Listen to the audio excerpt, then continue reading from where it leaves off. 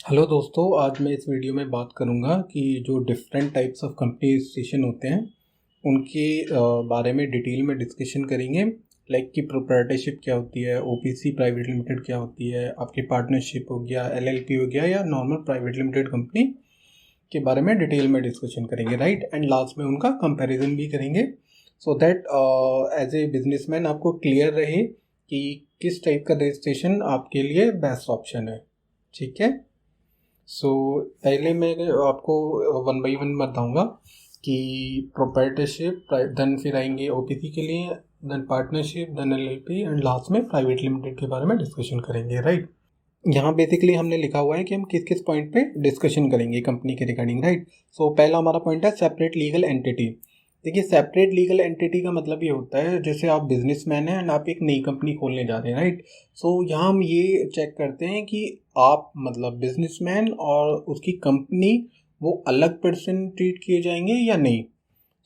In case of proprietorship, देखिए owner and आपकी company both are same person, ठीक है। तो इसमें आपका बेसिकली सेपरेट लीगल एंटिटी नहीं होती है। इट मीन्स आप या आपका बिजनेस दोनों एक ही पर्सन कंसिडर किए जाएंगे एंड उनका इनकम टैक्स एंड ऑल सारी चीज़ें वो एक ही जाएंगी, राइट। अलग अलग नहीं जाएंगी कि जैसे होता है कि कंपनी की आईटीआर अलग जा रही है एंड जो ऑनर है उसकी आईटीआर अलग। तो यहाँ पे सेपरेट लीगल एंटिटी नहीं होती है, तो इसलिए सेम होते हैं दोनों, ठीक है। एंड सेकेंड पॉइंट है हमारा लिमिटेड लाइबिलिटी।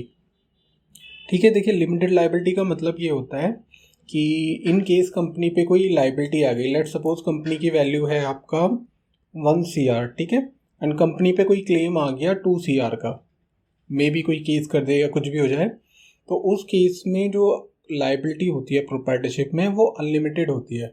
अनलिमिटेड का मतलब ये हो गया कि आप बिजनेस से तो रिकवरी होगी जो भी आपकी 1 CR की एसेट्स होंगी, इन केस बिजनेस से जो भी लाइबिलिटी है वो पूरी सेट ऑफ नहीं हो पाती है, तो आपको पर्सनल जो आपकी एसेट्स होंगी, लाइक आपका घर हो गया, आपकी जो भी मतलब शेयर्स एंड ज्वेलरी, उनसे भी रिकवरी हो सकती है, राइट। लाइबिलिटी यहाँ अनलिमिटेड रहती है, ठीक है, मतलब आपकी एंड बिजनेस की लाइबिलिटी दोनों से ही रिकवरी होगी।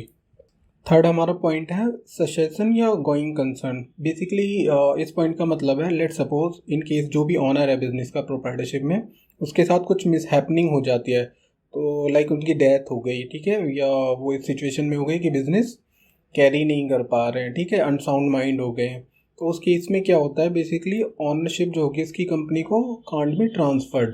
तो इट मीन्स जो उस बंदे की प्रोप्राइटर की कंपनी है उसको क्लोज करना पड़ेगा एंड जो उनकी मतलब नेक्स्ट जनरेशन होगी उनको न्यू रजिस्ट्रेशन लेनी पड़ेंगे, राइट। इसमें बेसिकली ट्रांसफ़र नहीं होती है कंपनी। मेरे पास फ़ोन आता है कभी कभी कि हमारे फादर की कंपनी है एंड हम अभी उसको अपने नाम पे ट्रांसफ़र कराना है। इन केस ऑफ प्रोप्राइटरशिप आपकी कंपनी ट्रांसफ़र नहीं होती है, ठीक है, तो गोइंग कंसर्न अलाउड नहीं है यहाँ पर। थर्ड हमारा पॉइंट है रजिस्ट्रेशन कॉस्ट। देखिए प्रोप्राइटरशिप में अगर मैं रजिस्ट्रेशन की बात करूँ तो 2000 प्लस से रजिस्ट्रेशन स्टार्ट हो जाता है, ठीक है, तो आप मिनिमम 2000 मान सकते हो एंड आपके बिजनेस का नेचर पर डिपेंड करता है कि ये 2000 में हो जाएगा या और ज़्यादा चार्जेस लगेंगे। क्योंकि लेट सपोज अगर आपका कोई रेस्टोरेंट है एंड आप उसको प्रोप्राइटरशिप में स्टार्ट करना चाह रहे हो, तो उस केस में क्या होता है, दूसरे रजिस्ट्रेशन लेने होते हैं लाइक FSSAI, तो उसमें आपकी रजिस्ट्रेशन की कॉस्ट बढ़ जाएगी, ठीक है। तो यहाँ 2000 में नॉर्मल GST के चार्ज बता रहा हूँ कि इन केस आप GST लेते हैं तो 2000 में ईजिली हो जाता है, ठीक है। तो आप ऑन एन एवरेज मान सकते हैं कि 2000 में आपकी प्रोप्राइटरशिप रजिस्टर हो जाती है। एंड फिफ्थ हमारा पॉइंट है after registration compliance cost up to 50 lakh turnover. देखिए मैं स्टार्टिंग में क्या है, स्टार्टअप का टर्नओवर बहुत ज़्यादा एक्सीड नहीं करता है, मतलब वैल्यू मैंने देखा है नॉर्मली 50 लाख के अंडर ही रहती है। तो आप कंपनी रजिस्ट्रेशन की तो मैंने बताई on an average 2000 registration cost आती है एंड रजिस्ट्रेशन के बाद के कंप्लायंस आप मान सकते हैं कि 2000 पर मंथ आपका होगा, इतना आप बजट बना के चल सकते हैं, राइट। एंड वो भी अप टू 50 लाख टर्नओवर में, राइट। यहाँ पे रजिस्ट्रेशन की कॉस्ट भी बहुत मिनिमम है एंड रजिस्ट्रेशन के बाद की कॉस्ट भी बहुत कम है, राइट। सिक्स्थ हमारा पॉइंट है और इसमें टर्नओवर या ग्रॉस रिसीट की कोई लिमिट होती है या नहीं। और नॉर्मली मतलब क्लाइंट इस टाइप का भी डिस्कशन करते हैं कि सपोज हमने प्रोप्राइटरशिप बना ली तो हम इसमें कितना बिजनेस कर सकते हैं। देखिए बेसिकली प्रोप्राइटरशिप में विदाउट एनी लिमिट आप बिजनेस कर सकते हो, ठीक है। कोई टर्नओवर स्पेसिफिक लिमिट नहीं है कि आप 1 करोड़ तक ही सेल कर पाओगे।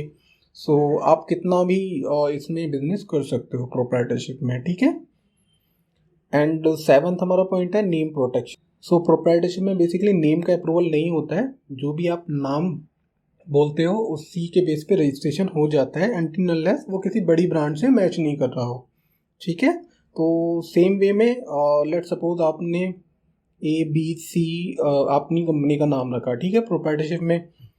एंड जैसा कि मैंने अभी बताया कि इसमें कोई नेम अप्रूवल का कॉन्सेप्ट नहीं होता है, जो भी आप नाम बोलते हो वो मिल जाता है।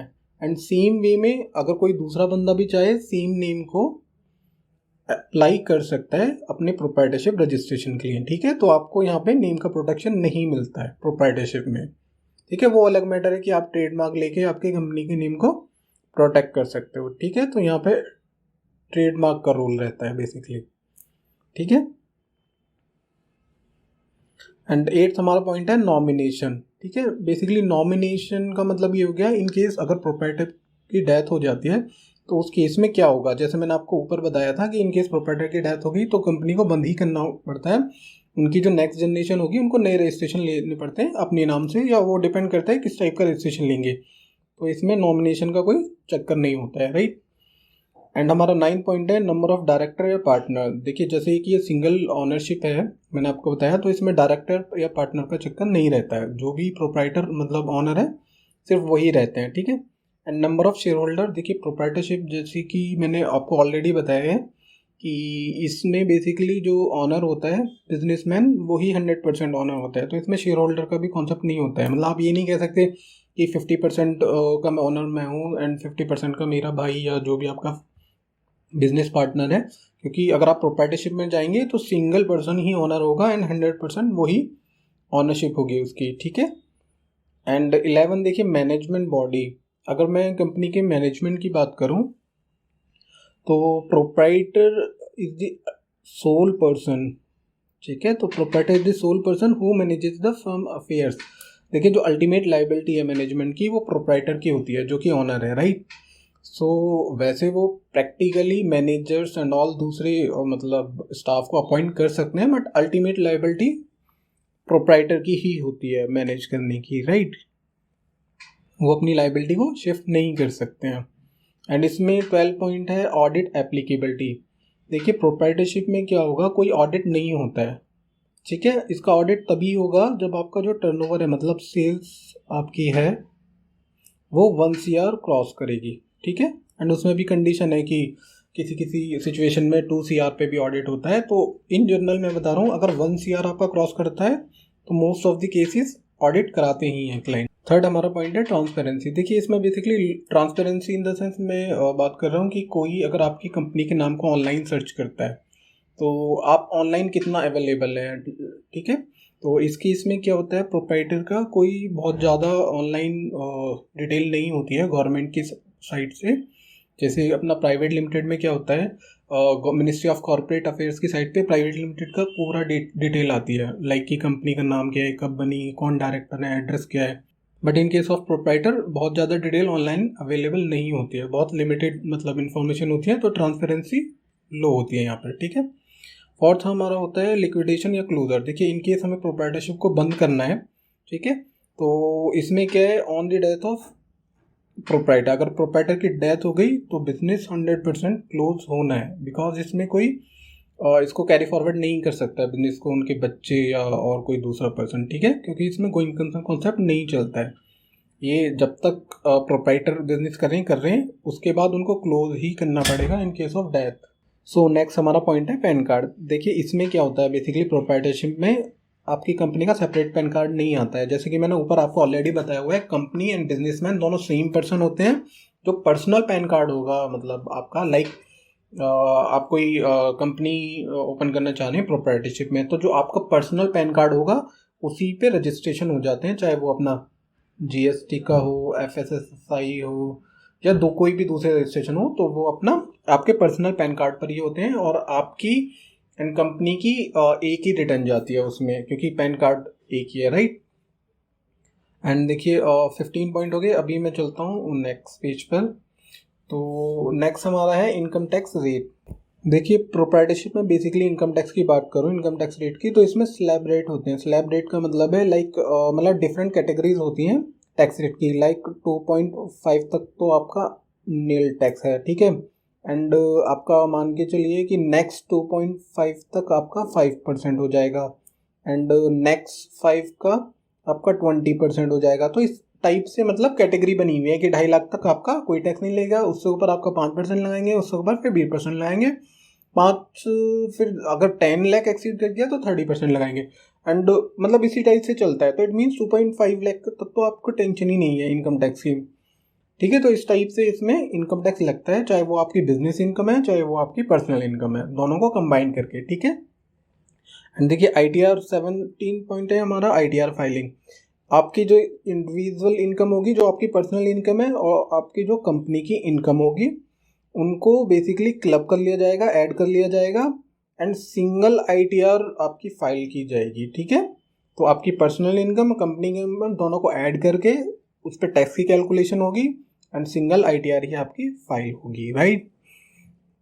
नेक्स्ट हमारा पॉइंट है 18 GST कंप्लायंस। देखिए GST इसमें बेसिकली जो नॉर्मल दूसरे रजिस्ट्रेशन टाइप जैसे हो कि आपका partnership, private limited company, GST की पे कोई चेंज नहीं है, सब पे सेम ही लगता है, ठीक है। तो GST में आपको कोई बेनिफिट नहीं मिलने वाला है कि प्रोप्राइटरशिप आप ओपन करेंगे तो कम रेट लगेगा, प्राइवेट लिमिटेड करेंगे तो ज़्यादा लगेगा, इस टाइप का कुछ नहीं है। किसी भी टाइप का आप रजिस्ट्रेशन लीजिए, GST के जो टैक्स रेट है वो सेम ही होंगे, जस्ट इनकम टैक्स में फ़र्क पड़ता है, जो कि मैंने आपको यहाँ पे बताया हुआ है, ठीक है।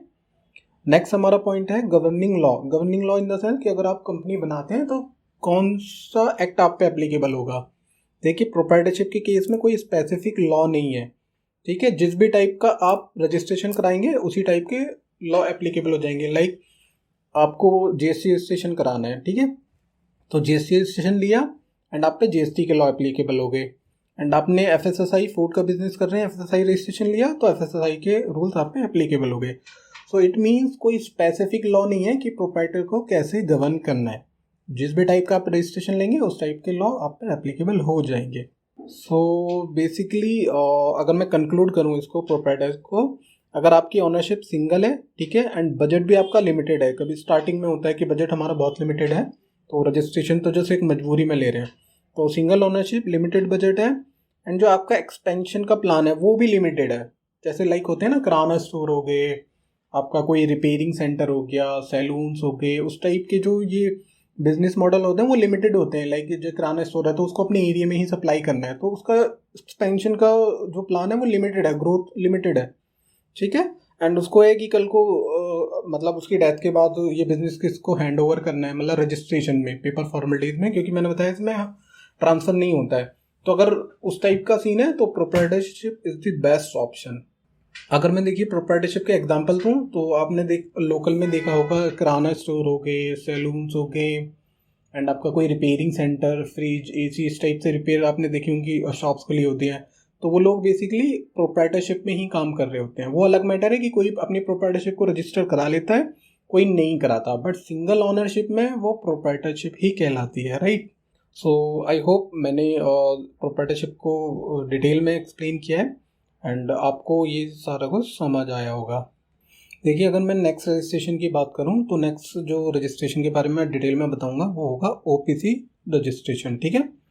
OPC की फुल फॉर्म होती है 1 पर्सन कंपनी। जैसे अभी मैंने प्रोप्राइटरशिप में बताया था कि उसमें भी सिंगल ऑनरशिप ही होती है, राइट। तो सेम वे में प्राइवेट लिमिटेड में गवर्नमेंट ने ऑप्शन दिया है, प्राइवेट लिमिटेड को आप एज ए OPC रजिस्टर्ड करा सकते हो, 1 पर्सन कंपनी। सो बेसिकली अगर मैं आपको डिटेल में समझाऊं तो अगर मैं सेपरेट लीगल एंटिटी की, जो कि मैंने अभी पहले भी बताया था कि कंपनी और बिजनेसमैन अलग माने जाएंगे या नहीं माने जाएंगे, तो इसमें क्या है बेसिकली ऑनर एंड कंपनी वो डिफरेंट पर्सन माने जाएंगे। मतलब कंपनी अलग है एंड जो उसके ऑनर हैं वो अलग ट्रीट किए जाएंगे, ठीक है। तो इसमें बेसिकली सेपरेट लीगल एंटिटी आपको मिलती है, ठीक है।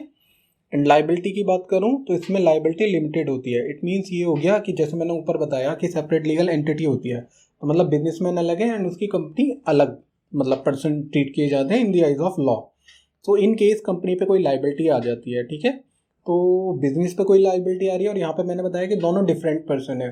तो लेट सपोज 1 CR की बिजनेस पे लाइबिलिटी आ गई एंड कंपनी पर भी 1 CR पड़े हैं, तो कंपनी से वो रिकवर कर लिया जाएगा। एंड इन केस सपोज कि 2 CR की कंपनी पे लाइबिलिटी आ गई एंड कंपनी के पास जस्ट 1 CR पड़े हैं, तो जो कंपनी के पास 1 CR पड़े हैं उसी से रिकवरी होगी। अगर कोई ऑनर के पास कुछ पैसा है तो उससे इवन सिंगल रुपीज़ की रिकवरी नहीं होगी, सिर्फ कंपनी तक ही लिमिटेड है, राइट। तो इसमें क्या है, जो ऑनर है वो सेफ साइड रहते हैं।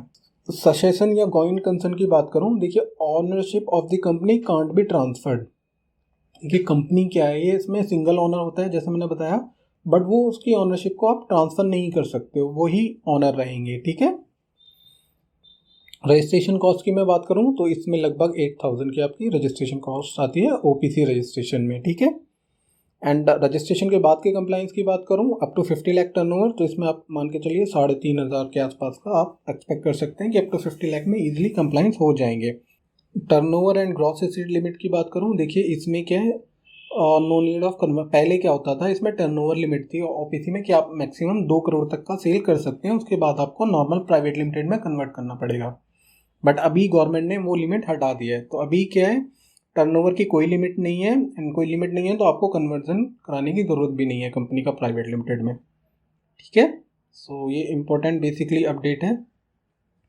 एंड नेक्स्ट अगर मैं बात करूँ नेम प्रोटेक्शन की, देखिए प्राइवेट लिमिटेड में बेसिकली OPC प्राइवेट लिमिटेड ये वर्ड ऐड होके आएगा। लेट सपोज मैंने यहाँ पे बताया था आपको ABC आप कंपनी का नाम रखें, तो अगर आप ABC नाम रखेंगे तो वो ऐसा आएगा ABC OPC प्राइवेट लिमिटेड, ठीक है। तो it means OPC private limited is a part of your company name, and इसमें नेम का जो भी आपका होगा प्रोटेक्शन मिलता है, ठीक है। क्योंकि इसमें क्या होता है, पहले हम इसमें नेम अप्रूवल के लिए फाइल करते हैं, एक बार नेम अप्रूव हो जाता है तो इट मीन्स पूरे नाम पर, let suppose ABC OPC private limited पर आपको प्रोटेक्शन मिलेगा। इस नाम से कोई दूसरी OPC या प्राइवेट लिमिटेड नहीं बन सकती है, ठीक है।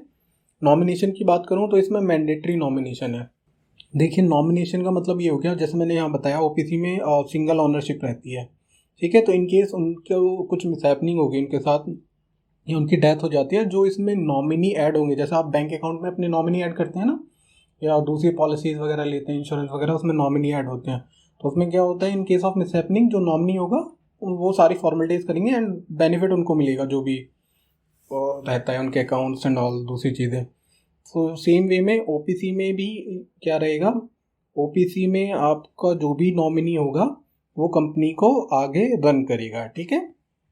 इसमें नंबर ऑफ डायरेक्टर या पार्टनर की बात करूं तो मिनिमम इसमें 1 डायरेक्टर चाहिए होते हैं एंड मैक्सिमम 15 डायरेक्टर हो सकते हैं, ठीक है। तो इसमें लिमिट है, कम से कम 1 डायरेक्टर बनेंगे एंड मैक्सिमम 15 डायरेक्टर बन सकते हैं 1 पर्सन कंपनी में।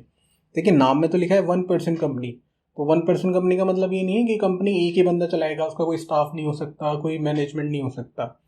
1 पर्सन का मतलब है कि ऑनरशिप सिंगल पर्सन की है, ठीक है। तो यहाँ पे वो मैनेजमेंट में कम से कम 1 डायरेक्टर उनको रखने होंगे एंड मैक्सिमम 15 डायरेक्टर वो रख सकते हैं, ठीक है। एंड इन केस मैं शेयर होल्डर की बात करूँ तो सेम वे में शेयर होल्डर, यहाँ पे मैंने बताया कि सिंगल ऑनरशिप रहती है, तो मिनिमम मैक्सिमम दोनों सेम ही है, मतलब एक से ज़्यादा शेयर होल्डर नहीं हो सकते हैं। तो शेयर होल्डर सिंगल ही रहेंगे जो भी इसके ऑनर होंगे। मैनेजमेंट बॉडी की बात करूं तो बेसिकली उनको बोर्ड ऑफ डायरेक्टर बोला जाता है, ठीक है।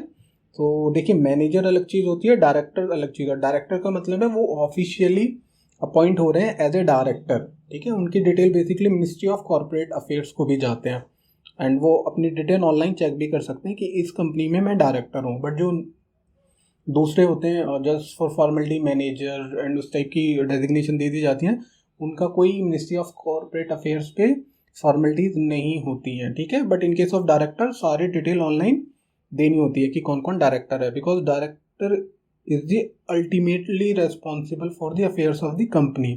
तो कंपनी में कुछ भी हो रहा है वो डायरेक्टर का डिसीजन होता है, सो इसलिए इनको ऑनलाइन सारी डिटेल अवेलेबल होती है। ऑडिट एप्लीकेबिलिटी की बात करूँ, देखिए इसमें स्टैच्यूटरी ऑडिट मैंडेटरी होता है। सो कंपनी का कोई बिजनेस है या नहीं है, बट CA से स्टैच्यूटरी ऑडिट करानी पड़ेगी, चाहे आपका टर्नओवर कुछ भी है, ठीक है, चाहे 0 है या आपका कितना भी है प्लस में। ट्रांसपेरेंसी की बात करूँ, देखिए इसमें ट्रांसपेरेंसी हाई रहती है। हाई क्यों रहती है, क्योंकि मिनिस्ट्री ऑफ कॉर्पोरेट अफेयर्स की साइट पे कंपनी की कोई भी नाम डाल के सर्च करेगा तो कंपनी का नाम, कंपनी कब बनी, कंपनी का एड्रेस, कौन कौन इसमें डायरेक्टर हैं, डायरेक्टर कब बने, उस टाइप की डिटेल ऑनलाइन गवर्नमेंट के साइट पे अवेलेबल होती है। एंड दूसरा, कंपनी का बिजनेस क्या है, मतलब उसको कितना प्रॉफिट हुआ, कितनी सेल्स हुई, जो profit and loss account and all जो भी एनुअल रिपोर्ट होती है वो सारी कोई भी डाउनलोड कर सकता है कंपनी की एंड उनको चेक कर सकता है। तो इस मीन्स ट्रांसपेरेंसी हाई होती है यहाँ पर। लिक्विडेशन एंड क्लोजर की बात करूँ तो इसमें बेसिकली ऐसा नहीं है कि आपको जस्ट का बिजनेस नहीं हो रहा तो आपको ऐसे ही छोड़ दो उसको। इसमें प्रॉपर प्रोसेस होता है कि आपको कैसे कंपनी को क्लोज करना है। इसमें गवर्नमेंट की फ़ी होती है, पे करनी होती है, ऑनलाइन फॉर्म फाइल करने होते हैं, आपको स्टैम्प पेपर पर डिक्लेरेशन देने होते हैं। तो ये बेसिकली प्रॉपर इसमें फॉर्मेलिटी करनी होती है कंपनी क्लोज कराने के लिए। एंड पैन कार्ड की बात करूं, जैसे मैंने आपको ऊपर बताया था, यहाँ पर ये सेपरेट लीगल एंटिटी होती है, owner and company both are different person. So उसी कॉन्सेप्ट पे यहाँ पे कंपनी का सेपरेट पैन कार्ड होता है। ठीक है। नेक्स्ट पॉइंट की मैं बात करूँ तो इनकम टैक्स की अगर मैं बात करूँ तो 25 से 30% यहाँ पे नेट प्रॉफिट पे बेसिकली इनकम टैक्स लगता है। सपोज इनकेस आपकी कंपनी में कोई प्रॉफिट नहीं है तो इनकम टैक्स भी नहीं लगेगा, अगर कोई प्रॉफिट है तो ही इनकम टैक्स लगेगा, राइट। एंड यहाँ पे फ्लैट है, जो भी आपका प्रॉफिट होगा, प्रॉफिट चाहे 100 रुपये भी होगा तब भी आपको इनकम टैक्स देना पड़ेगा, बट लगेगा ये प्रॉफिट पर ही। ठीक है। आईटीआर फाइलिंग की बात करूँ, देखो कंपनी की आईटीआर एंड ऑनर की आईटीआर, क्योंकि पैन कार्ड डिफरेंट है, मैंने ऊपर आपको बताया कि ओपीसी का अलग पैन कार्ड मिलेगा, तो इसलिए इसमें क्या होता है, आईटीआर भी अलग फाइल होगी, कंपनी की अलग फाइल होगी, जो कंपनी के ऑनर हैं, शेयर होल्डर या डायरेक्टर, उनकी अलग आईटीआर फाइल होगी। ठीक है। नेक्स्ट हमारा जीएसटी के जो रेट्स हैं उसको बात करूँ तो सेम ही होते हैं, जैसे मैंने आपको पहले बताया, चाहे आप कंपनी किसी भी टाइप की बनाओ, जीएसटी का जो रेट होगा वो सेम होगा। ठीक है। एंड गवर्निंग लॉ की मैं बात करूँ कि इसमें कौन से लॉ एप्लीकेबल होता है, तो बेसिकली कंपनीज एक्ट 2013 ओपीसी में एप्लीकेबल होता है। ठीक है। एंड कंक्लूड करूँ मैं किन के लिए ये बेस्ट ऑप्शन है, देखिए अगर आपकी सिंगल ऑनरशिप है, ठीक है, कि मजबूरी है कि एक से ज़्यादा आप साथ में नहीं ला सकते हो किसी को एज ए ऑनर, एंड दूसरा आपका बजट भी थोड़ा ठीक है, एंड आपका एक्सपेंशन का प्लान प्रोप्राइटरशिप से थोड़ा ज़्यादा है, एंड आपका ससेशन वाला भी पॉइंट है कि मेरे बाद मेरी कंपनी को कोई दूसरा चलाए एंड उसकी जो रजिस्ट्रेशन है उसको दोबारा नहीं लेने पड़े, जो पुराने रजिस्ट्रेशन है वो ही अपना चलते रहे हैं। ठीक है। तो इसमें बेसिकली ये बेनिफिट है ओपीसी में कि कोई भी आपके बाद ना उसको कैरी कर सकता है, सेम रजिस्ट्रेशन से अलग से रजिस्ट्रेशन लेने की ज़रूरत नहीं है। ठीक है। तो ये सब ओपीसी के बारे में था एंड आई होप आपको समझ आया होगा। एंड थर्ड हमारा पॉइंट है, देखिए बेसिकली प्रोप्राइटरशिप एंड ओपीसी ये दोनों सिंगल ऑनरशिप वाले रजिस्ट्रेशन है। ठीक है। तो इन केस आपकी ऑनरशिप लिमिटेड है कि सिंगल ही ऑनर है, तो आपको दो में से एक ही चूज करना होता है, आइदर प्रोप्राइटरशिप और OPC private limited. In case आपका जो ऑनरशिप वाला पार्ट है, आपके साथ कोई दूसरा पर्सन भी इन्वॉल्व है एज ए पार्टनर या डायरेक्टर, तो आपके पास फिर ये तीन ऑप्शन बचते हैं, partnership, LLP and private limited के। ठीक है। तो इनमें से आपको डिसाइड करना होता है कि आपको कौन सा रजिस्ट्रेशन लेना है। तो अभी मैं पार्टनरशिप के बारे में डिटेल में बता देता हूँ। सो अगर मैं सेपरेट लीगल एंटिटी की बात करूँ, देखिए ऑनर एंड कंपनी यहाँ पे डिफरेंट पर्सन होते हैं। ठीक है। तो बिजनेस अलग है एंड इसमें ऑनर का अलग रहता है, तो सेपरेट लीगल एंटिटी का बेनिफिट मिलता है। देखिए अगर मैं लिमिटेड लाइबिलिटी की बात करूँ तो यहाँ पे बेसिकली अनलिमिटेड लाइबिलिटी है, राइट। सो जैसे मैंने आपको प्रोप्राइटरशिप में बताया था कि प्रोप्राइटरशिप में भी अनलिमिटेड लाइबिलिटी रहती है। सो इन केस आपकी पार्टनरशिप फर्म पर, पार्टनरशिप मतलब जो नॉर्मल आपकी नोटराइज वाली होती है, सो उस केस में आपकी लाइबिलिटी अनलिमिटेड रहती है। अनलिमिटेड का मतलब ये हो गया, आपकी कंपनी के पास 1 करोड़ रुपए हैं एंड आपकी कंपनी पे 2 करोड़ का क्लेम आ गया, तो इट मीन्स 1 करोड़ तो कंपनी से रिकवर किए जाएंगे, बाकी का जो 1 करोड़ मिला वो जो पार्टनर्स होंगे उनकी पर्सनल एसेट्स, उनके घर, कोई इन्वेस्टमेंट, कोई ज्वेलरी, कुछ भी हो, उनसे रिकवर किया जाएगा। ठीक है। तो यहाँ पे लाइबिलिटी अनलिमिटेड है। ठीक है। तो मतलब पार्टनर की पर्सनल लाइबिलिटी भी है। एंड मैं ससेशन या गोइंग कंसर्न की बात करूँ, सो इसमें क्या होता है, बेसिकली ऑनरशिप जो होती है आपकी पार्टनरशिप कंपनी की, वो ट्रांसफ़र हो सकती है। ठीक है। तो इट मीन्स आप अभी पार्टनर हैं, तो आप चाह रहे हैं कि मेरी जगह कोई दूसरा पार्टनर को ऐड करना है, आपको रिजाइन करना है, तो दैट इज़ पॉसिबल। ऐसा नहीं है कि इन केस ऑनर की पार्टनर्स की डेथ हो गई तो वो कंपनी चलेगी नहीं, वो दूसरे बंदे उसको टेक ओवर कर सकते हैं एंड सेम रजिस्ट्रेशन से वो कंपनी आगे चला सकते हैं। रजिस्ट्रेशन कॉस्ट की बात करूँ तो ऑन एन एवरेज 5000 इसमें रजिस्ट्रेशन का खर्चा आता है पार्टनरशिप में। आफ्टर रजिस्ट्रेशन की बात करूँ तो आप मान सकते हैं ऑन एन एवरेज 2500 रुपये महीना कम से कम आपको कंप्लाइंस का कॉस्ट होगा up to 50 lakh turnover, right. So अगर मैं टर्नओवर की लिमिट बात करूं तो इसमें भी कोई लिमिट नहीं होती है, आप कितना भी इसमें काम कर सकते हैं, 100 करोड़ 200 करोड़ 1000 करोड़ कितना भी, ठीक है। नेम प्रोटेक्शन की बात करूं, देखिए इसमें भी नेम अप्रूवल का कोई सीन नहीं रहता है, जो भी आप नाम बोलते हो उसी नाम से आपकी पार्टनरशिप फर्म बन जाती है। तो जैसे प्रोप्राइटरशिप में नेम का प्रोटेक्शन नहीं था, यहाँ भी नेम का प्रोटेक्शन नहीं मिलता है।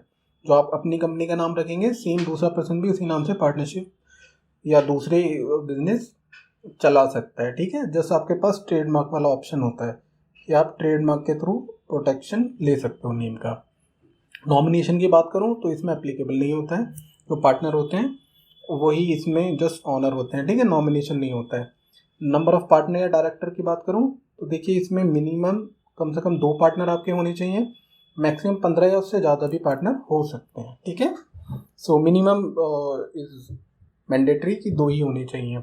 एंड इसमें शेयर होल्डर या इसमें जो पार्टनर्स रहते हैं उनका शेयर होता है, तो मिनिमम 2 पार्टनर होंगे तो उनका ऑब्वियस शेयर भी होगा, एंड मैक्सिमम 15 या उससे ज़्यादा आप रख सकते हो। तो जो भी पार्टनर होंगे उनका शेयर आपस में आप फिक्स कर लेंगे कि इसको कितना % ऑनरशिप मिलेगी।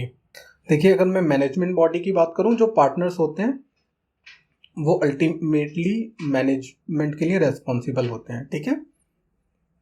ऑडिट की बात करूं तो देखिए अगर टर्नओवर हमारा 1 CR एक्सीड कर रहा है तो इन दैट केस आप पे ऑडिट एप्लीकेबल हो जाता है, ठीक है। ट्रांसपेरेंसी की बात करूं तो लो ट्रांसपेरेंसी है, बिकॉज इसमें क्या होता है पार्टनरशिप फर्म ऐसे बनती है, पहले एक पार्टनरशिप डीड तैयार होती है बिटवीन द पार्टनर्स, उनको साइन करके नोटराइज कर लिया जाता है, ठीक है। तो ये डिटेल बेसिकली ऑनलाइन अवेलेबल नहीं होती है गवर्नमेंट की साइट पे। तो इसमें क्या होता है ट्रांसपेरेंसी लॉ होती है, एंड आपको जस्ट ऑनलाइन चेक किया जा सकता है। अगर आपने कोई GST वगैरह लिया हुआ है तो GST नंबर के थ्रू आपकी ऑनलाइन डिटेल चेक की जा सकती है। बट इन केस आपने जस्ट पार्टनरशिप फर्म बनाई है, नोटराइज करा के पैन कार्ड अप्लाई किया है, तो उसको ऑनलाइन कोई ट्रैक नहीं कर सकता है, ठीक है। लिक्विडेशन या क्लोजर की बात करूं सो इसमें प्रॉपर लीगल प्रोसेस होता है, उसके थ्रू ही आप कंपनी को क्लोज कर सकते हो, ठीक है। पैन कार्ड इसमें बेसिकली सेपरेट पैन कार्ड मिलेगा आपके पार्टनरशिप फर्म का। एंड नेक्स्ट पॉइंट की अगर मैं बात करूं इनकम टैक्स रेट, इसमें देखो फ्लैट इनकम टैक्स रेट लगता है 30%, तो इट मीन्स आपका कोई भी प्रॉफिट होगा उस पर 30% देना ही पड़ेगा, बट लगेगा ऑब्वियसली प्रॉफिट पे। अगर प्रॉफिट नहीं है तो आपका इनकम टैक्स नहीं जाएगा। इनकेस प्रॉफिट है तो जो भी प्रॉफिट है चाहे वो 100 रुपये है या करोड़ में, आपको फ्लैट 30% इनकम टैक्स आपको देना पड़ेगा, राइट। ITR फाइलिंग की बात करूं तो आपकी जो पार्टनरशिप फर्म है एंड आपकी जो पार्टनर्स की ITR है वो अलग फाइल होगी, सेपरेटली फाइल होगी, ठीक है। ऐसा नहीं कि जैसे मैंने प्रोप्राइटरशिप में बताया था कि ऑनर एंड जो भी प्रोप्राइटरशिप फर्म है दोनों की क्लब होकर ITR फाइल होती है, ऐसा नहीं। पार्टनरशिप फर्म की अलग फाइल होगी ITR, एंड जो पार्टनर्स हैं उनकी अलग ITR फाइल होगी, ठीक है, क्योंकि पैन नंबर अलग होता है पार्टनरशिप फर्म का, ठीक है। GST कंप्लायंस की बात करूं तो GST रेट सेम होते हैं, चाहे भी किसी भी टाइप का आप रजिस्ट्रेशन ले लो, रेट में कोई डिफरेंस नहीं होता है। गवर्निंग लॉ की बात करूं तो पार्टनरशिप एक्ट 1932 एप्लीकेबल होता है इन केस ऑफ पार्टनरशिप फर्म। कल को कोई भी डिस्प्यूट हो गया तो इस एक्ट के थ्रू उसका रिजोल्यूशन होता है, ठीक है। इन कंक्लूजन करूँ कि पार्टनरशिप किसके लिए बेस्ट ऑप्शन है, देखिए 2 और मोर ओनर है, इनकेस 2 या 2 से ज़्यादा आप पार्टनर हैं, एंड आपका लिमिटेड बजट है कि बजट भी लिमिटेड है, एंड एक्सपेंशन का प्लान भी लिमिटेड है, एंड आपको ये भी चाहिए कि हमारे बाद इस बिजनेस को और कोई भी चला सके, तो in that case partnership is the best option, ठीक है। इन केस आपका कोई डाउट है तो आप कमेंट में हमसे पूछ सकते हैं। अगर मैं नेक्स्ट चलूँ तो नेक्स्ट हमारा है बेसिकली LLP। इसके फुल फॉर्म क्या होती है, limited liability partnership. So basically जैसा कि नाम में लिखा हुआ है लिमिटेड लाइबिलिटी पार्टनरशिप, सो इसमें लाइबिलिटी लिमिटेड होती है। चलो फिर भी मैं डिस्कस कर लेता हूँ। सेपरेट लीगल एंटिटी की अगर मैं LLP में बात करूं तो ऑनर एंड आपका जो कंपनी है वो डिफरेंट पर्सन होते हैं, ठीक है, मतलब एक कंसिडर नहीं किए जाते, दोनों अलग पर्सन कंसिडर किए जाएंगे इन the eyes of law. And liability की बात करूं तो इसमें क्या होता है, लिमिटेड लाइबिलिटी होती है, ठीक है। इनकेस कंपनी पे कोई क्लेम आ गया कल को तो पार्टनर्स की पर्सनल लाइबिलिटी नहीं है, बट यहाँ पर देखो जो मैंने बताया था अनलिमिटेड लाइबिलिटी होती है नॉर्मल पार्टनरशिप फर्म में। सो इससे क्या रहता है, कल को अगर कंपनी पे कोई क्लेम आ गया तो पार्टनर्स को पर्सनली पे करना पड़ेगा। बट एलएलपी में लिमिटेड होती है, बिजनेस में जो है उसी से रिकवरी हो सकती है, पार्टनर्स की पर्सनल एसेट से रिकवरी नहीं हो सकती है। तो आपका अगर बिजनेस रिस्की है बहुत ज़्यादा कि कल को क्लेम आ सकता है, तो बेस्ट है कि आप लिमिटेड लाइबिलिटी में ही जाएं। एंड गोइंग कंसर्न की अगर मैं बात करूं तो इसमें क्या होता है, ऑनरशिप कंपनी की ट्रांसफ़र की जाती है, ठीक है। तो ट्रांसफ़र कैसे होगी, लेट सपोज अभी 2 पार्टनर हैं, ठीक है। तो उसमें से एक हो सकता है एक पार्टनर रिज़ाइन कर दे, दूसरा पार्टनर ऐड हो जाए, तो वो चलती रहेगी आपकी partnership firm. And same way में लेट सपोज कि आप 2 पार्टनर आप चाह रहे हैं और भी पार्टनर ऐड करने हैं, तो आप ऐड कर सकते हो 15 या उससे ज़्यादा। सो इस टाइप से ये कंपनी आपकी चलती रहेगी एलएलपी। ऐसा नहीं है कि पार्टनर्स की डेथ हो गई तो ये बंद हो गया। एंड मैं रजिस्ट्रेशन की कॉस्ट की बात करूँ तो ऑन एन एवरेज आप एलएलपी में 10,000 बजट बना के चलिए कि रजिस्ट्रेशन का कॉस्ट आएगा। एंड ये ऊपर या नीचे भी हो सकता है, डिपेंड्स कि आपका टाइप ऑफ बिजनेस क्या है। अगर मैं रजिस्ट्रेशन के बाद की कंप्लाइंस की बात करूँ तो on an average 3,000 per month का इसमें खर्चा आता है आपके accounting, GST return filing and दूसरी फॉर्मेलिटीज़ में। अगर मैं टर्नओवर या ग्रॉस रिसीट की लिमिटेशन की बात करूं, देखिए without any turnover specific limit आप कुछ बिजनेस कर सकते हो, इसमें कितना भी बिजनेस कर सकते हो, कोई लिमिट नहीं है, ठीक है। तो सेल कितनी भी हो सकती है। नेम प्रोटेक्शन की बात करूं, इसमें देखिए नेम का प्रोटेक्शन मिलता है। एंड प्लस दूसरी चीज़ है, नेम में एलएलपी लिख के आएगा। जैसे मैंने यहाँ पे एबीसी प्रोप्राइटरशिप में एबीसी का बताया था कि एबीसी कंपनी का नाम लिख रहे हैं, तो अगर एलएलपी आप बना रहे हैं तो आपका लिखा आएगा एबीसी एलएलपी। तो इट मीन्स अगर आप एलएलपी बनाते हैं तो एलएलपी नेम का पार्ट होगा। नॉमिनेशन की अगर मैं बात करूं तो इसमें देखिए एप्लीकेबल नहीं होता है, जो पार्टनर्स हैं वो ही उसको कैरी करते हैं। नंबर ऑफ पार्टनर की बात करूं तो मिनिमम आपका 2 पार्टनर होंगे एंड मैक्सिमम कोई लिमिट नहीं है, कितने भी आप इसमें पार्टनर हो सकते हैं, ठीक है, एलएलपी में। एंड शेयर होल्डर की बात करूं, क्योंकि पार्टनर है तो वही शेयर होल्डर होते हैं, तो मिनिमम 2 तो पार्टनर चाहिए होते हैं, तो सेम वे में शेयर होल्डर भी 2। और दूसरा सबसे इंपॉर्टेंट बात है, लेट सपोज आप 2 पार्टनर हैं, ठीक है, तो पार्टनर भी हैं एंड प्लस उनका रेशियो है तो वो शेयर होल्डर भी बन सकते हैं, right. Same person can B partner and share holder. And इसमें मैक्सिमम लिमिट ही नहीं है, तो मिनिमम 2 तो चाहिए पार्टनरशिप फर्म चलाने के लिए। Management body ultimately partners responsible हैं डिसीजन लेने के लिए, ठीक है। कल को कोई भी बात हो गई तो partners are the ultimate responsible person. अगर मैं ऑडिट एप्लीकेबिलिटी की बात करूं, देखिए इसमें बेसिकली क्या है, अगर आपका टर्नओवर 40 लाख एक्सीड करता है, मतलब आपकी सेल 40 लाख एक्सीड कर रही है, या जो आपकी कैपिटल है पार्टनर आपस में लाते हैं ना पैसा बिजनेस चलाने के लिए, अगर वो 25 लाख एक्सीड कर रहा है, कोई भी एक कंडीशन सेटिस्फाई हो गई तो आपको ऑडिट हर साल कराना ही पड़ेगा सीए से। ट्रांसपेरेंसी की बात करूँ तो हाई ट्रांसपेरेंसी रहती है, क्योंकि मिनिस्ट्री ऑफ कॉर्पोरेट अफेयर्स पे सारी डिटेल अवेलेबल होती है एलएलपी की, लाइक एलएलपी कब बनी, नाम क्या है, आपका एड्रेस क्या है, कौन कौन पार्टनर है, कब बने एंड सारा कुछ, ठीक है। तो ट्रांसपेरेंसी ज़्यादा होती है तो लोगों का ट्रस्ट भी बढ़ता है ऑनलाइन आपकी ट्रांसपेरेंसी के बेस पे। एंड मैं लिक्विडेशन या क्लोजर की बात करूं तो देखिए इसमें प्रॉपर लीगल प्रोसेस है, उसके थ्रू ही आप अपनी एलएलपी को क्लोज कर सकते हो। ऐसा नहीं है एलएलपी बनाई, बिजनेस नहीं हो रहा तो आप ऐसे ही छोड़ दो, आपको प्रॉपर लीगल प्रोसेस के थ्रू उसको बंद कराना है, अदरवाइज जो पार्टनर्स हैं उनकी लाइबिलिटी चलती रहेगी। देखिए पैन कार्ड की बात करूं तो मैंने ऊपर आपको बताया था यहाँ पर कि इसमें सेपरेट लीगल एंटिटी होती हैं, डिफरेंट होते हैं आपके पार्टनर एंड कंपनी, तो सेम वे में पैन कार्ड भी अलग बनता है, ठीक है, क्योंकि डिफरेंट आपको ट्रीट किया जाता है बिजनेस को एंड पार्टनर को, तो सेम वे में आपको पैन कार्ड भी आपकी एलएलपी को अलग अलॉट होता है। एंड जब पैन कार्ड अलग अलॉट होगा या सेपरेट पैन कार्ड है तो इट मीन्स आपकी जो एलएलपी है उसकी इनकम टैक्स रिटर्न अलग जाएगी, ठीक है। एंड अगर मैं टैक्स रेट की बात करूँ तो 30% लगेगा, तो it means normal partnership firm या एलएलपी दोनों में 30% टैक्स लगता है प्रॉफिट पर, द मोस्ट इंपॉर्टेंट थिंग। सो अगर आपका प्रॉफिट है तो 30% आपको टैक्स देना है, चाहे प्रॉफिट कितना भी हो। कोई मतलब इसमें वैसे नहीं होता कि 2.5 लाख तक कोई टैक्स नहीं है, आपको टैक्स देना ही है, चाहे 100 रुपये प्रॉफिट है या उससे ज़्यादा कितना भी है।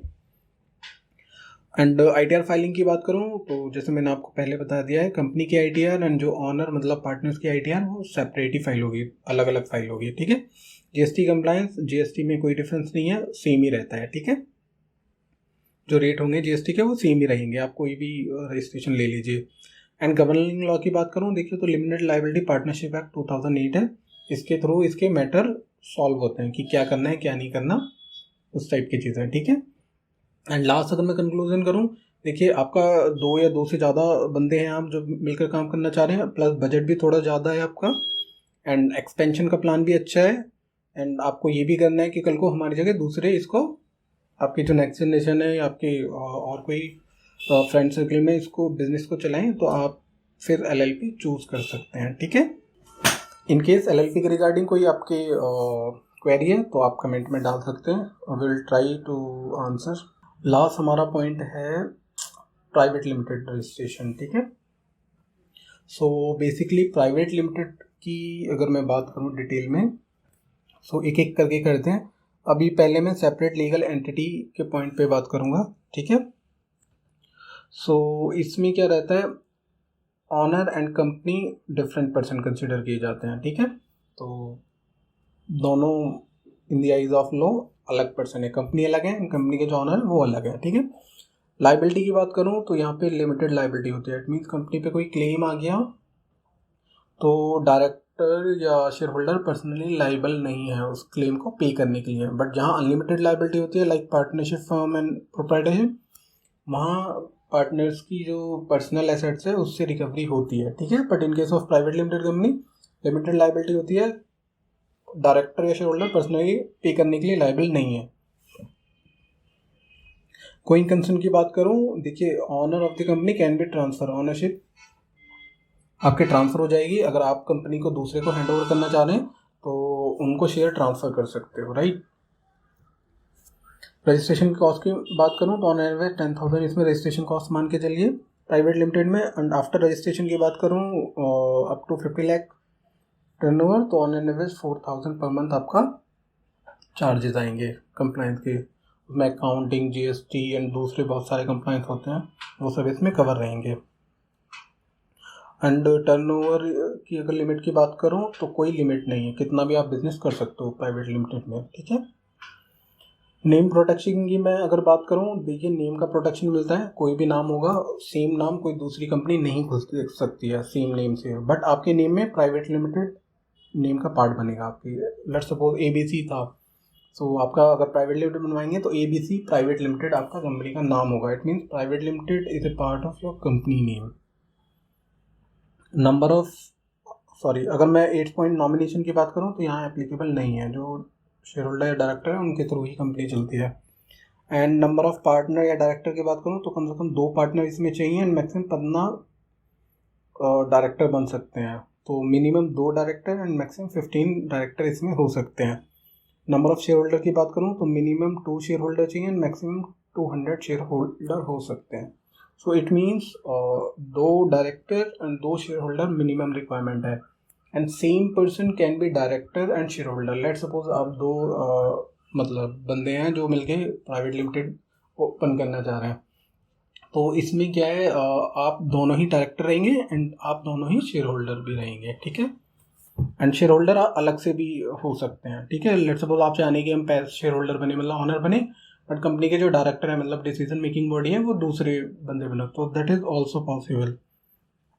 मैनेजमेंट बॉडी की बात करूं तो जो भी डायरेक्टर बनेंगे वो अल्टीमेटली रेस्पॉन्सिबल है डिसीजन मेकिंग के लिए। ठीक है, ऑडिट एप्लीकेबिलिटी की बात करूं नेक्स्ट पॉइंट, तो स्टैच्यूटरी ऑडिट मैंडेटरी होता है विदाउट एनी लिमिट। अगर आपका कुछ काम भी नहीं हो रहा, जीरो पर है, तब भी आपको स्टैच्यूटरी ऑडिट कराना ही पड़ेगा CA से, राइट।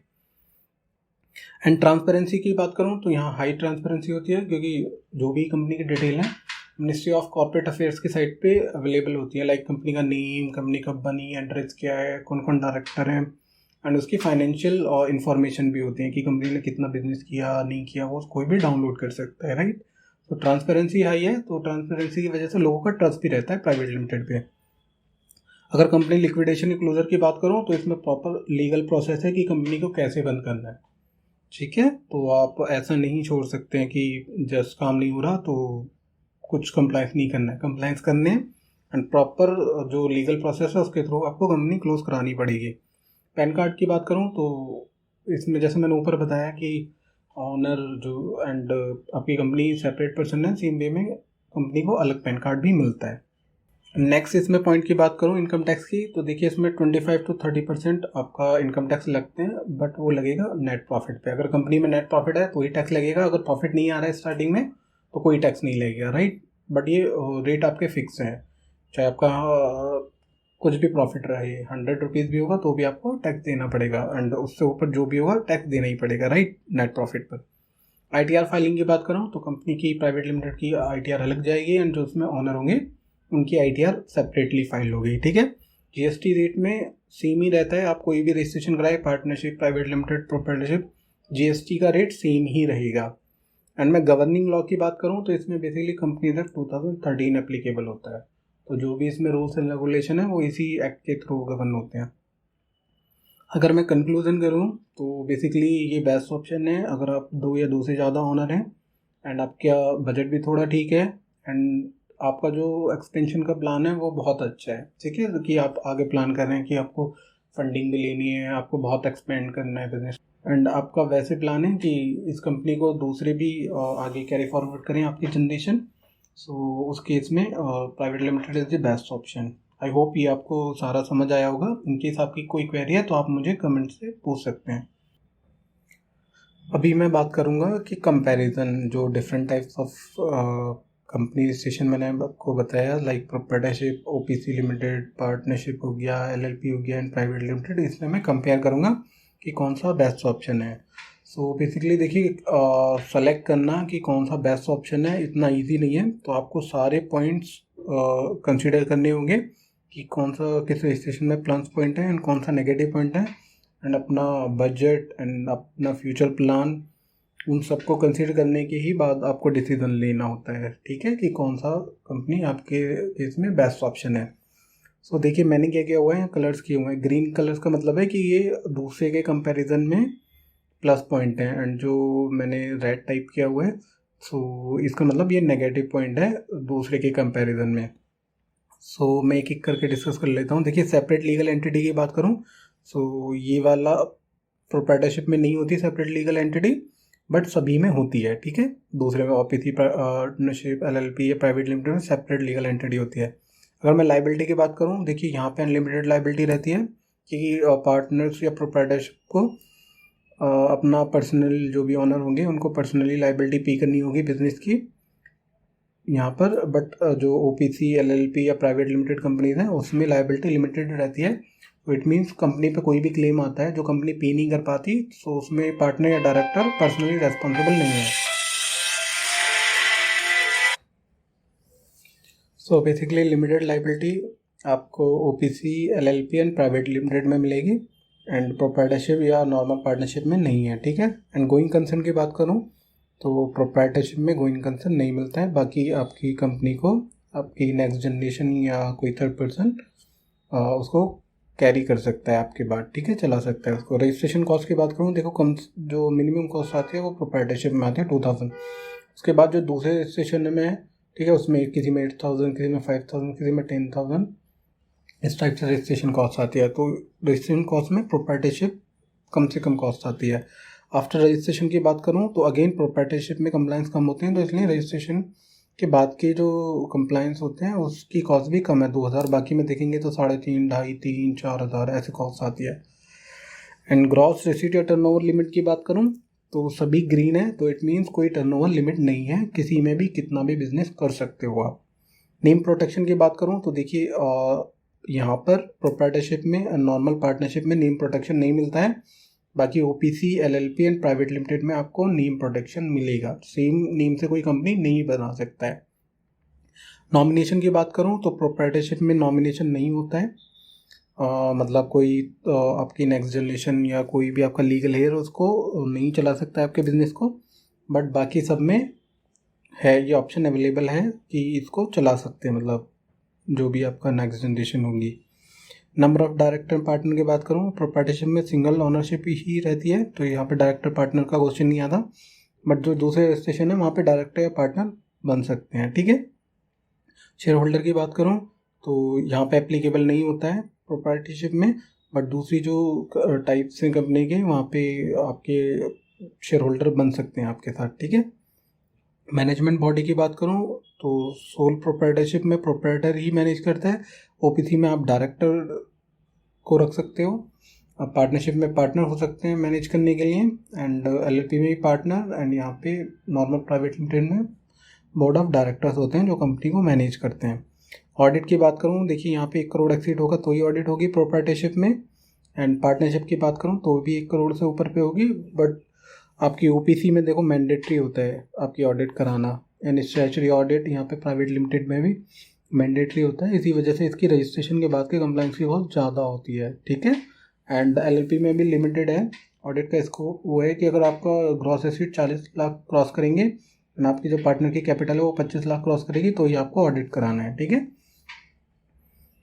एंड ट्रांसपेरेंसी की बात करूँ, प्रोप्राइटरशिप में बेसिकली क्या होता है, ऑनलाइन डिटेल नहीं आती है कि कंपनी कब बनी क्या रहा, सो इसमें ट्रांसपेरेंसी कम होती है प्रोप्राइटरशिप में। बट ओपीसी में मिनिस्ट्री ऑफ कॉर्पोरेट अफेयर्स पे सारी डिटेल होती हैं कंपनी की, लाइक कंपनी कब बनी, क्या डेट ऑफ बर्थ है, एड्रेस एंड पार्ट डायरेक्टर्स की डिटेल, सारा कुछ ऑनलाइन आता है। तो इसमें ट्रांसपेरेंसी ज़्यादा होती है। एलएलपी में भी होती है, सेम होती है प्राइवेट लिमिटेड में, बट पार्टनरशिप एंड ओपीसी में ट्रांसपेरेंसी कम होती है, ठीक है। एंड इन केस अगर मैं क्लोजर की बात करूं तो देखिए प्रोप्राइटर की अगर डेथ हो गई तो वो क्लोज मानी जाती है प्रोप्राइटर के केस में। ओपीसी के थ्रू, ओपीसी है तो उसमें प्रॉपर लीगल प्रोसेस के थ्रू कंपनी को बंद कराना होता है।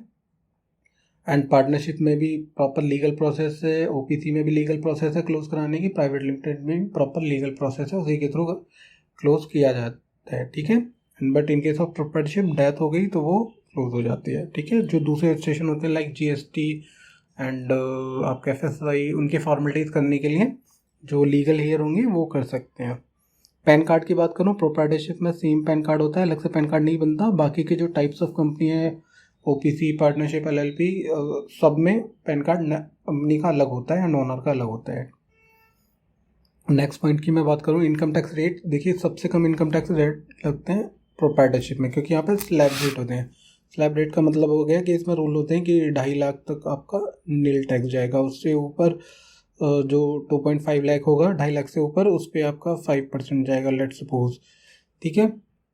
एंड अगेन फिर नेक्स्ट 5 लाख पे 20% जाएगा, तो ऐसे रेट होते हैं। तो इट मीन्स 2.5 लाख तक आपको कोई टैक्स नहीं देना। But in case of OPC, partnership, LLP या प्राइवेट, यहाँ अगर आपका प्रॉफिट है तो आपको टैक्स देना ही पड़ेगा, चाहे वो टैक्स आपका मतलब प्रॉफिट आपका 100 रुपये पर भी है तो भी आपको टैक्स देना पड़ेगा।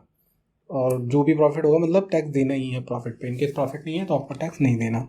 आईटीआर फाइलिंग की बात करूँ तो प्रोप्राइटरशिप के केस में सिंगल आईटीआर फाइल होती है। जो भी आपकी बिजनेस इनकम होगी, आपकी इंडिविजुअल इनकम, पर्सनल इनकम होगी प्रोप्राइटर की, और प्लस कंपनी की जो इनकम होगी, उनको क्लब कर लेंगे, ऐड कर लेंगे, उसके बाद सिंगल आईटीआर फाइल करेंगे। But OPC, partnership, private limited में अलग आईटीआर फाइल होती है, ठीक है। जो ऑनर होगा एंड कंपनी होगी, दोनों की सेपरेटली आईटीआर फाइल होंगे सभी के केस में, यहाँ भी एंड यहाँ भी। एंड आपका नेक्स्ट है जीएसटी। देखिए किसी भी टाइप का आप रजिस्ट्रेशन ले लो, जीएसटी के टैक्स रेट सेम ही होंगे, मतलब जीएसटी में कोई फ़र्क नहीं पड़ेगा। एंड गवर्निंग लॉ की बात करूँ, प्रोप्राइटरशिप में कोई स्पेशल लॉ नहीं है कि इसके थ्रू इसको रेगुलेट किया जाएगा। बट ओपीसी में कंपनीज एक्ट एप्लीकेबल होगा, पार्टनरशिप में पार्टनरशिप एक्ट एप्लीकेबल होगा, एलएलपी में एलएलपी एक्ट एप्लीकेबल होगा, एंड प्राइवेट लिमिटेड में कंपनीज एक्ट एप्लीकेबल होगा। इन्हीं एक्ट्स में सारे रूल्स एंड रेगुलेशन लिखे होते हैं जिसके बेस पे कंपनी की कंप्लाइंस किए जाते हैं। अगर देखो अब मैं कंक्लूजन करूँ, ये मोस्ट इंपॉर्टेंट पार्ट है कि कौन सा बेस्ट ऑप्शन है।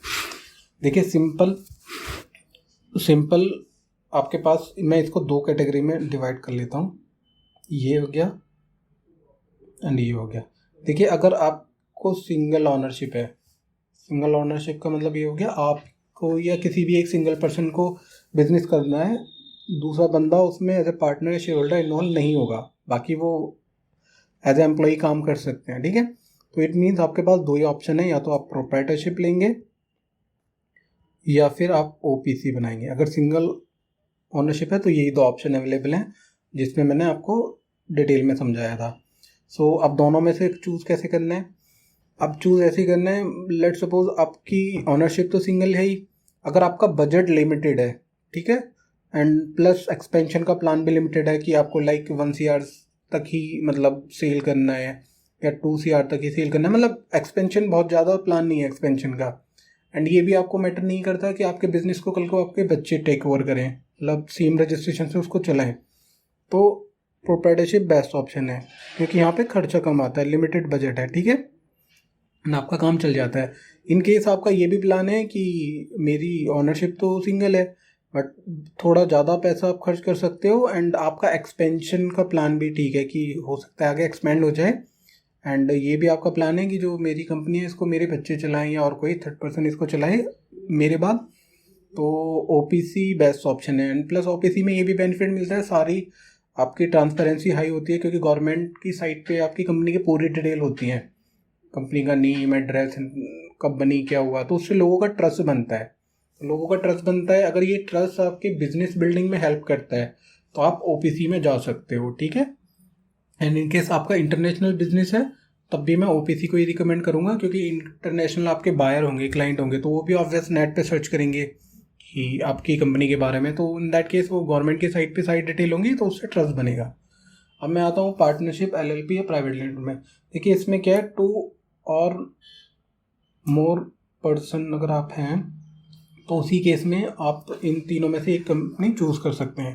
देखिए पार्टनरशिप उन लोगों के लिए बेस्ट है जिनका बजट लिमिटेड है, लिमिटेड बजट है, ठीक है, एंड एक्सपेंशन का प्लान भी लिमिटेड है, कि ऐसा होता है ना कि अभी जैसे हमारा स्टार्टिंग है तो लिमिटेड एक्सपेंस के साथ स्टार्ट करते हैं, एंड अगर ठीक होगा तो बाद में आप दूसरी प्राइवेट लिमिटेड एलएलपी में कन्वर्ट हो जाएंगे, नई कंपनी बना लेंगे।